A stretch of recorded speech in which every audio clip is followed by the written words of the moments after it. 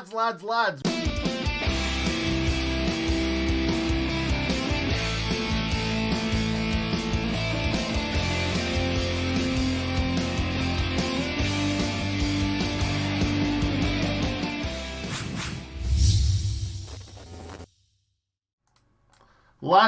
Lads, welcome to another live stream. It's Sheffield United versus Leicester City match preview. I am here with your main man, Hal. How are you doing, Hal? I am, as always, content, never too high, never too low. Got my match programme all ready, which means it's officially the day before match day, and people have asked me online, where do you actually get these? ignitionsportsmedia.com. Wow, brilliant. That's great. Have you... What we'll do is we'll put it in the... We'll tweet about it. So as you can see down below, you can follow us on any of the social media platforms below. Twitter, Instagram, Facebook. So we will tweet about that after this live stream. So we are talking about the Leicester game, but before we get into that, we're going to be talking about the West Brom defeat. What did it finish, Hal? 1-0 to the Baggies. 1-0. Have we seen that scoreline somewhere this season before? Once or twice. Yeah, maybe once or twice. It's really annoying me now, losing 1-0 every game. I can't remember the last time we scored a goal, if I'm being completely honest. But yeah, we all know what happened. I won't necessarily say we dominated the game. I think they had a lot of the ball, but we definitely created the better of the chances. Baldock missed a glaring opportunity. Wow. Yeah, I know. McBurney missed a great chance as well. And we'll not talk about the Moussa chance because he'll never miss an easier chance than that. I think that's probably one of the easier. That's on par with Connor Salmon, Blackpool at home, I would say. Maybe even easier. It was about that far away. Certainly closer. That's what I mean. Yeah. That's what I mean. But yeah, it's one of them things. Those things happen to footballers every now and then. So we'll not talk about that. I think, to be honest, there were a few bits to take from that, a few positive bits. We did create a lot of chances. Fingers crossed that we're going to create more. Well, just as many against Leicester, and we'll put them away this time. Leicester have had a terrible time of it recently. They lost midweek against that Ukrainian side. They also lost against Fulham and they lost against Liverpool. So let's compound their sort of misery and go and beat them again, shall we? So Hal, what happened the last time we played Leicester at home? Yeah, just after you've given us the big build-up. Last time we played them at home, we lost 2-1. Substitute Harvey Barnes struck a half volley to win this. A foul in the build-up, missed by the referee and VAR. We're not bitter. We let it go. Leicester took the lead in the 38th minute. James Maddison, who I think is an excellent player, his through ball found who else? Jamie Vardy, who slotted past Dean Henderson, who you never hear about on social media anymore. Then Ollie McBurney, also quiet on social media. He was a substitute brought on to head in George Baldock's 62nd minute cross. But, as we mentioned, the Blades were beaten. Yeah, it was a very, very good header by Ollie McBurney as well, wasn't it? Very good. Top right draw. In the corner. Bottom draw, you could say. Yes, I mean, top draws I know. That was good. Definitely. So, team news. There's only 3 players that I'm really going to talk about in team news. So, first of all, we'll talk about Robinson, which is a bit weird at the moment. I don't think he's been great this season. But not Wilder's last pre-match interview, or the day before the game, the one before, I think it was before the West Brom game, he said something like, he's not been playing that well. He's not as good as some others. So maybe he's come out and said to Wilder, I should be playing. I'm better than all these. And Wilder's gone, no, mate. No. Because it definitely doesn't seem like he's injured. He's nowhere near the team, apparently. So maybe he has had a little bit of a barney with Wilder, but maybe it could be back tomorrow. You never know. You know what Wilder's like. He's a bit all over the place sometimes with players. He likes to show them a bit of pain, but obviously sometimes he gives in, like kind of the Lundstram thing at the moment. Because we'll get on to Lundstram in a little bit though. Then we've got Enda Stevens and Ethan Ampadu. Now, to be perfectly honest, I don't think either of these two will play. Enda Stevens seems a lot further away than we think he is. I don't think that Wilder's going to throw him in there when he's not 100% sure whether he's going to come out of it the other side. But they've both been training on the grass, so that's a good thing. That's always a good thing. Ethan Ampadu the same, but it seems like Ethan Ampadu's closer to maybe getting in that starting lineup tomorrow or even on the bench. But that's all it is, really. Jack O'Connell is obviously still out. I'll quickly rattle through my predicted lineup now. So I would go for, obviously, Ramsdale in the net, Baldock right wing back, left wing back. Again, I'm going to keep banging the drum for Osborne because he's just not getting a game. And maybe he's in the same boat as Robinson because he should be in. I don't know why he's not in that starting lineup. I'm really, really unsure. Then I'd obviously have Basham at right centre back, Egan central centre back, and then left centre back could be Keane Bryan again. Hal, can I ask you a quick question about Keane Bryan? Because a lot of since the commentators were saying Keane Bryan, everybody started saying Keane Bryan, and is that his first name, do we think? Or is everyone just going off what the commentators are saying? It doesn't really matter, Nick, because the main thing is if he is Keane Bryan, it ruins our ho, ho, ho, Keane Bryan song. And arguably that's more important than what he was christened. That's way more important, yeah. And when the fans are back, do you think we're going to get any sort of rendition of that song? No. Not a chance. I don't think people even like me doing it. So anyway, we'll carry on. We'll go back to me here, and we'll carry on with the side because Keane Bryan may play or Keane Bryan may play. We'll see. Then we'll go. People might not like me in the comments right now. I would go Sanderberger at defensive midfield. I would go Lundstram on the right hand side, and I would go Fleck on the left hand side because Lundstram made a difference when he came on against West Brom. He really, really did. And he may, well, Hal, you said, didn't you, in the fans react, that maybe he deserves another chance. Yeah, I thought he'd done enough in that very short amount of time to show that clearly he still cares, he's still got ability, and he is probably our main goal threat from midfield because we don't really have too many attacking midfielders that score goals regularly. No, we don't. We really don't. It'd be nice to see Sanderberger get forward and have a few shots, but it's not been like he showed glimpses of it this season against Fulham at home. He was very dominant on that right hand side, and again he's shown glimpses this season, but not enough for me. In the last two games, he's just not shown that little bit of an edge that we need.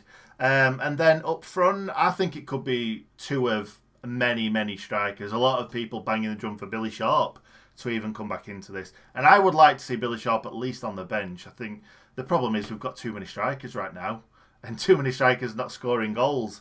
So I've gone for Ollie Burke and Brewster myself.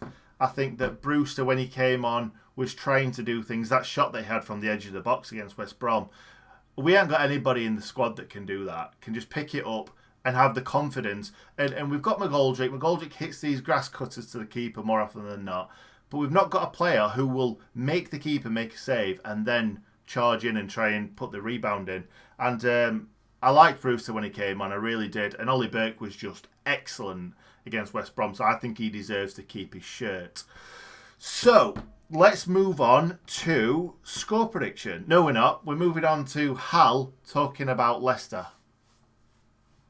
Yeah, the opposition, of course, Leicester for this one at beautiful downtown Bramall Lane. Still no fans allowed in, which is such a shame. You know my feelings on this, Nick. No fans in any grounds until all fans can be in the grounds. It's also costing the clubs quite a bit of money with putting on stewards as well, around 25 grand for clubs to have stewards in there, even for just 2,000 fans. But the predicted lineup, well, we know already the shot conversion rates in the Premier League this season. Leicester have the best, the Blades have the worst. So that's very interesting that these two are going up against each other.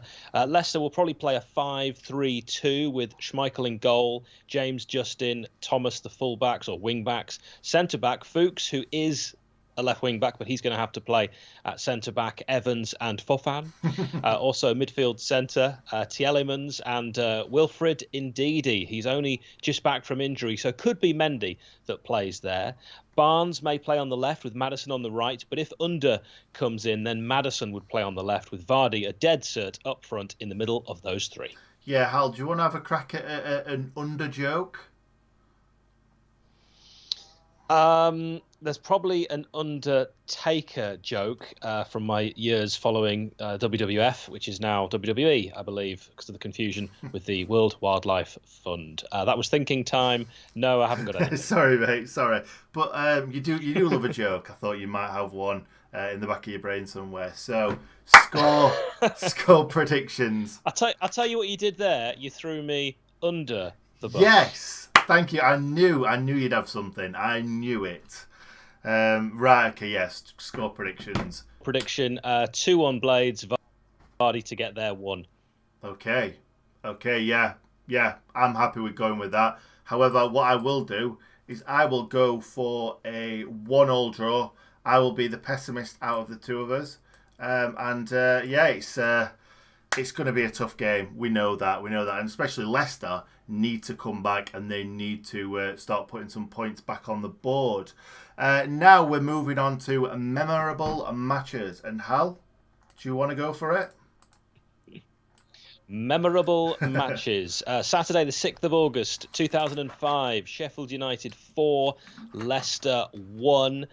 Andy Gray put the Blades ahead after 34 minutes from the spot. David Connolly levelled for Leicester from close range 5 minutes after the interval. But Steve Cabba's penalty put the Blades back in front as late as the 80th minute.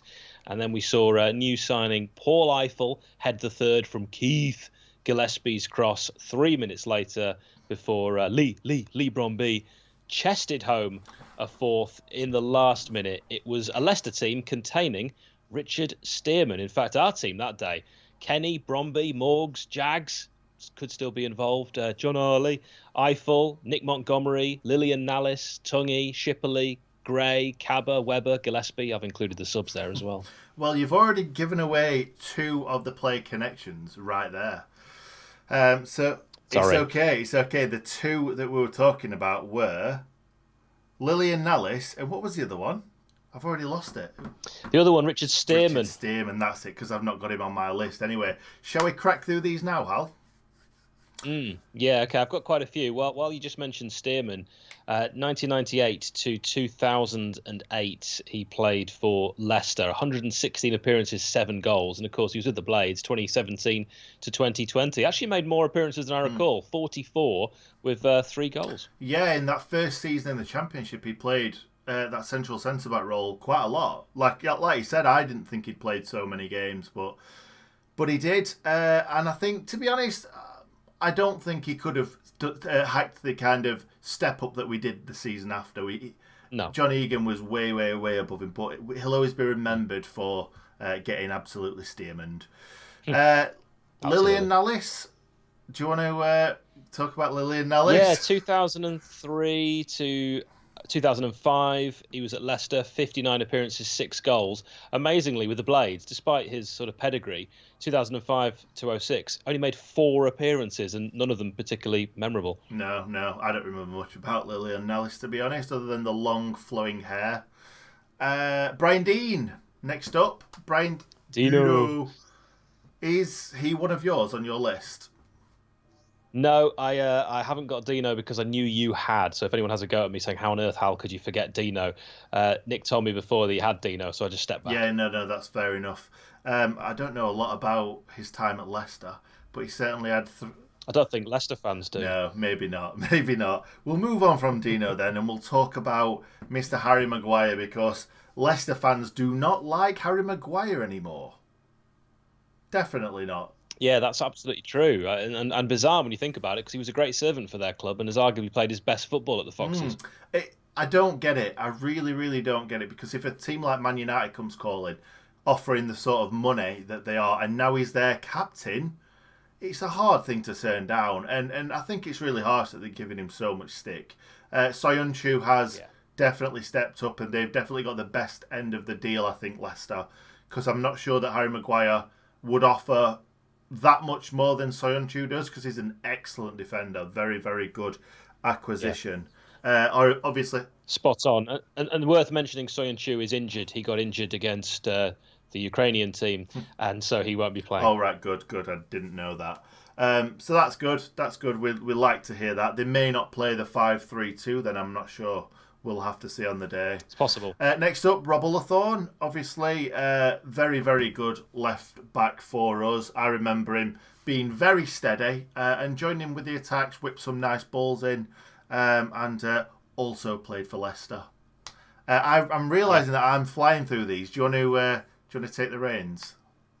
Sure. I'm going to throw in Colin Hill, and also another one from back in the olden days. Alan Birchinall, MBE, 1963 to 1967, 107 appearances for the Blades, 31 goals. And then with Leicester, 1971 to 77, 163 appearances, but only 12 goals for the Foxes. Definitely remembered more fondly at Bramall Lane. Yeah, there's a few on this list that have been remembered more at Bramall Lane than at Leicester. Next up, Keith Gillespie.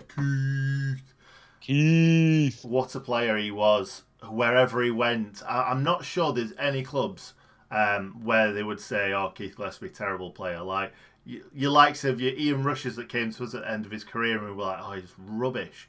I can't imagine any team saying that Keith Gillespie was rubbish. But yeah, very, very good. I wouldn't say servant to us. I'm going to say servant. No, he was just a great player that just knew his role perfectly. Do you want to? Yeah, totally. Do you want to pick it up there with somebody else?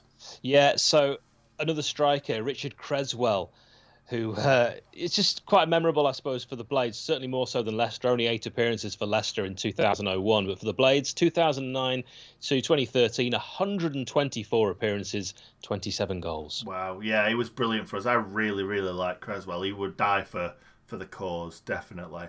And we'll quickly run through the last few because we've banged on about these for a while. Jordan Stewart, the less we said about him, the better. Dean Sturridge, I don't really remember much about him at Bramall Lane, but he was obviously a legendary striker. And uncle to Daniel Sturridge? Yes, that's right. I thought so. And finally, my last one I've got is Chris O'Grady. Obviously came on loan to us, ex-Wednesday as well. Obviously played for Leicester. Do you want to crack off your last one, Sal? Yeah, well, I remember O'Grady being the man that Nigel Clough wanted to sign more than anyone else, and I think we really dodged a bullet there. I'm going to mention 2 players that didn't particularly light up Bramall Lane. Adiakim Bai, also known as Adiakim Bad Bai, 2000 to 2002, 58 appearances, 11 goals for Leicester. For the Blades, 2006 to 07, 18 appearances, just 3 goals. There was a lot of money spent on Adiakim Bai as well. And of course, the final one, how could we forget? Dean Hammond. Yeah, Dean Hammond. I don't think we've spoken about Dean Hammond for at all, really. I didn't even remember he played for Sheffield United. Oh, dear. You didn't mention Adiakim Bai's incredible goal against Sheffield Wednesday.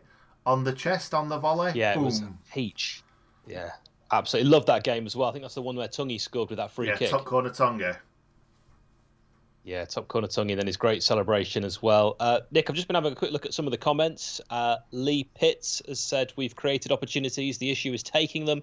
So not sure why we would change the style, which is interesting. A lot of Blades have been talking about a style change. Also, I think I'm hopefully going to pronounce this right, but Jakob Jakobsen has said 1-0 Blades win, Berger 26th minute. And Toe Jam, probably a real name, said Ollie Burke is the guy you bring on in the 60th minute. I would imagine that's largely due to his pace. Finally, Richard Ashton has said, you've got to stretch the back line and midfield, you've got to flood the box. I'm just hoping for a win. Yeah, I'm trying to remember some of those comments now. But Ollie Burke coming on later on, yeah, there's an argument for both, isn't there, really? There's an argument because how good he was against West Brom. in the first half. In the second half, I think they were 1-0 up and they kind of sat back a little bit, and that's not where Ollie Burke's going to thrive. So, in my opinion, if we are losing, there's no real point in bringing him on because, yeah, he's got that pace. But if they are going to sit back, especially if Leicester's got 5 at the back and they just sit with those 5, it's going to be really difficult to get Ollie Burke behind. What were the other comments?